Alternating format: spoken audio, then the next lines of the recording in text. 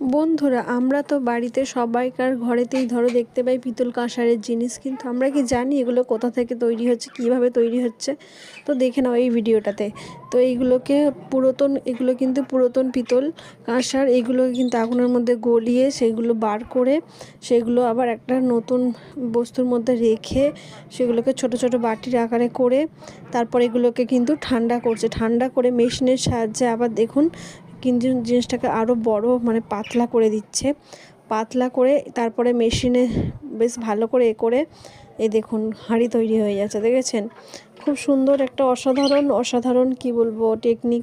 এত সুন্দরই মানে টেকনিকগুলো এরা যে করছে, হাতে তৈরি জিনিসগুলো দেখে ভীষণ ভালো লাগছে। এইভাবেই কিন্তু একটা হাঁড়ি তৈরি হয়। একটা হাঁড়ি আমরা সচরাচর দেখে থাকি, প্রত্যেকটা বাড়িতেই পিতলের জিনিস আছে, কাঁসারের জিনিস আছে, কিন্তু আমরা তো জানি না কীভাবে তৈরি হচ্ছে।